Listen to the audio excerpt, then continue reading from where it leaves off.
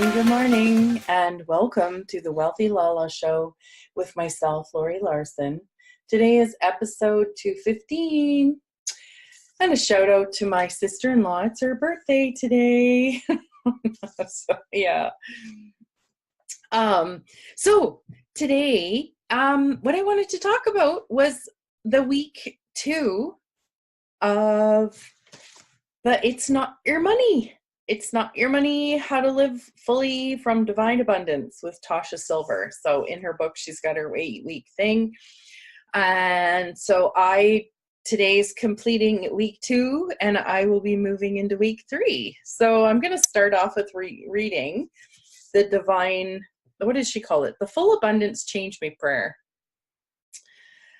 Divine Beloved. So again, remember people, change it to God, universe, source, whatever you desire to call it for yourself, okay? Divine Beloved, allow me to give with complete ease and abundance, knowing that you are the unlimited source of all. Let me be an easy, open conduit for your prosperity. Let me trust that all my own needs are always met in amazing ways, and that it's safe to give freely as my heart guides. And equally, let me feel wildly open to receiving. May I know my own value, beauty, and worthiness without question. Let me allow others the supreme pleasure of giving to me. May I feel worthy to receive in every possible way. Change me into one who can fully love, forgive, and accept myself, so I may carry your light without restriction. Let everything that needs to go, go. Let everything that needs to come, come. I am utterly your own. You are me. I am you. We are one. All is well. So this is something, again, like she wants us to read every day to allow ourselves to have it seep into our world, to know our own value, beauty, and worthiness without question. Allowing the supreme pleasure of others giving to you, right? Or me. Then may I feel worthy to receive in every possible way. So she's got a couple of other little prayers or whatever. Here's another one. Change me, Divine Beloved, into one who fully trusts that all true needs are always met through your bounty. Let me surrender and allow you to be my source for all. Let me breathe, relax, and let you lead. I am safe. I am peaceful. All needs will be abundantly met. I am yours completely. Whew. Now, if you think about this, I mean, I wasn't a person that was raised with church or anything to sort of have it innately, I suppose, in me, or at least practiced within me, the concept of having something greater than ourselves that I trust in. It's something I'm growing. And, but if I look at my grandsons, like, they don't worry. They just totally trust that the world's going to look after them. And I wonder what that is when we lose that sense for ourselves. Here's another one.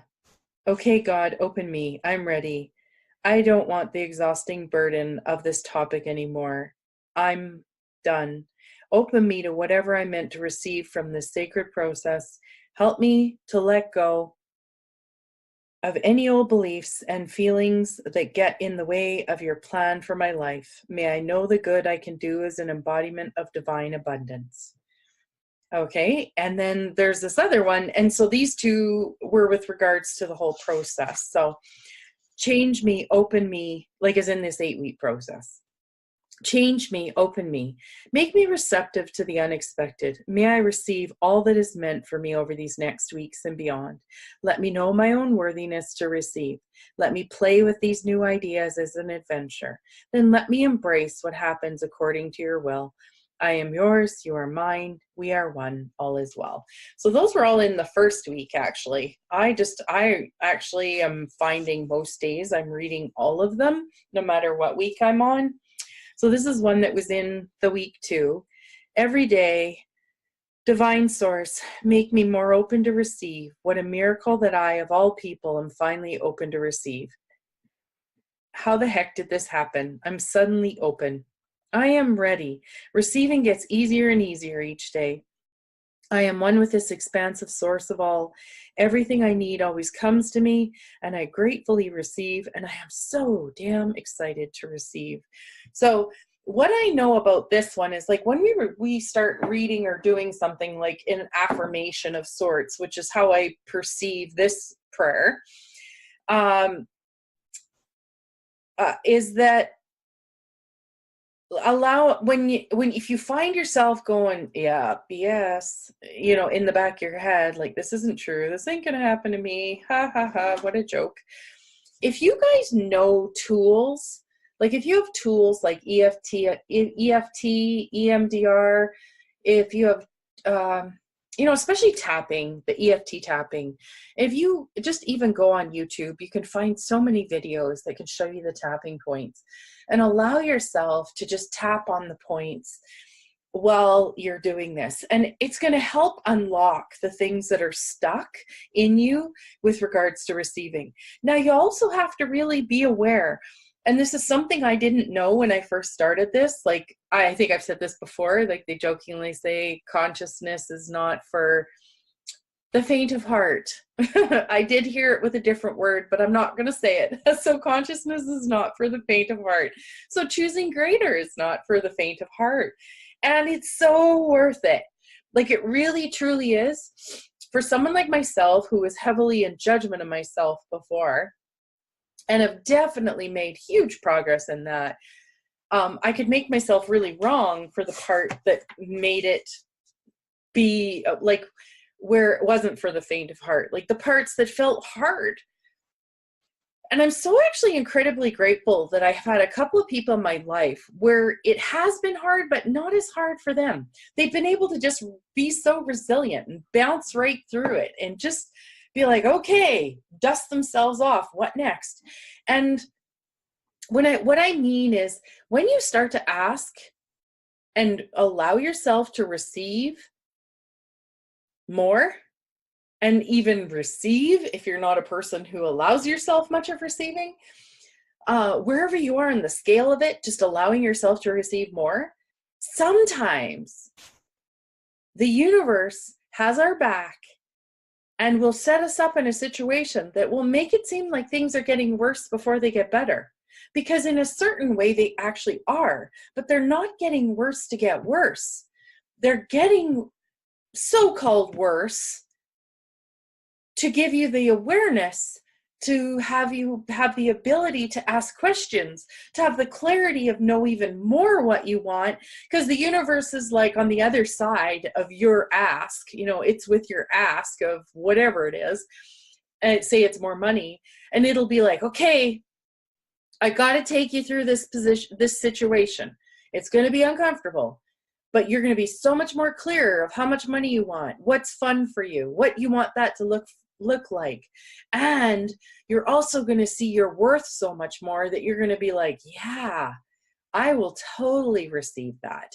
So if you don't have that when you start, you're going to have situations that are going to show up in your life that are going to allow you to choose a different perspective by going through those kind of situations. You're going to get to the other side and you're going to go, whoo, okay, wiping my brow. And then you're going to end up having so much more of you, so much more clarity. And you're going to go, oh, that's why I would not have received. Like, if some people, a lot of people say that they'd like to win a lottery, but they say something like it's at least 75, 80%, if not more, have it gone within 5 years. And I really get, not for everybody, but for some people, it's a huge lack of receiving. You don't know how to let yourself have that much abundance. And so you spend it or give it away or whatever, but you don't take care of you with it first. Okay. Anyways, so for me this week, I did have a few situations that came up, and what I ended up doing with them is I chose the EMDR. So I did the eye movement technique, and I found that gave me a lot of space and a lot more receiving in my world. And when we start doing a book like this too, It's Not Your Money, it's not going to be just about money. It's going to be about whatever kind of wealth is going to be in your life. So it could be like, I think I've seen my grandkids like 3 or 4 times already this week. Like, that's freaking abundant for me. And I've had the, freedom to have a little fun time. I love grocery shopping. I'm kind of crazy that way. I just love it. I love walking through the store, going up and down the aisles. I just find it really fun for me, looking at things. What are new products? What's come out? That to me is wealth also. And I've had a few times where I've been up in the night, because when I don't deal with something during the day, my body will wake me up. And so I'll get up and I'll work on it and then go back to bed, and I've gotten to sleep in. Well, again, I've had the wealth of sleeping in. So, I mean, really, how does it get any better, right? So just in the second week, a couple of the steps was say the full abundance prayer every day. And the second one was to start to clean your house. And so whatever that looks like for you. So I had actually started, I probably got about 75% of the way, started cleaning off my desk. What else did I do? Oh, I started to go through my email. That's a little overwhelming. I'm going to need to cut back on a few more, clean a little bit more of that. So when you allow yourself more space by cleaning up your house, and even energetically cleaning it, cleaning up things that don't bring you joy anymore. Apparently that Marie Kondo, that lady that wrote that book about tidying up or something, she's even got a few episodes on Netflix. It's supposed to be really cool. It's about going around your house and, does this bring me joy? And if it doesn't, then have it go. All right. And stop complaining about money. That was a step 3. And that's not something I actually do much of anyways. So I was good with that one. Let's see here. Let's see. Step 4, take a moment of gratitude. So each day find one thing you're grateful for rather than fixating on what you wish was happening instead. Often when we're wishing that something else was happening, we're actually in a place of lack because we're focusing on the fact that we don't actually have something, and that's the energy we actually continue to put out. So you want to be able to be grateful for something that you have, even if it's your pillow, even if it's your bed, even if it's a yummy muffin that you had for breakfast or something. Allow yourself to each day, as many times a day as possible, bring in the gratitude for something that you have, okay? And then, of course, the step 5 is easy for me to receive, and that was that little everyday divine source makes me more open to receive. What a miracle that I, of all people, am finally open to receive. How the heck did this happen? I'm suddenly open. I'm ready. Receiving gets easier every day. I'm one with this expansive source of all. Everything I need always comes, and I gratefully receive, and I'm so damn excited to receive.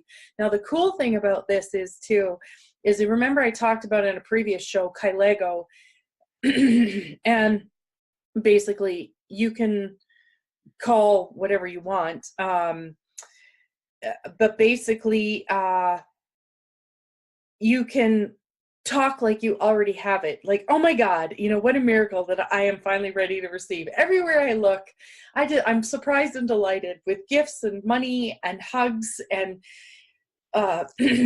fun conversations and playfulness and sunshine and comfortable clothes. And I love the desk that I have, and I'm so grateful for so much that's around me.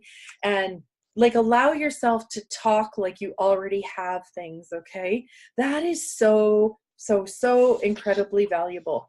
She does have a meditation in this book too, a meditation to begin your journey. She's found that love really communicates through the instincts, and especially through the body. It feels welcome through meditation and prayer. I just realized this is something I did not complete. So I'm actually going to put it on my list for this next week. We are planning a baby shower for my daughter on Sunday. And that's been, and I'm looking after my grandsons today. Woohoo!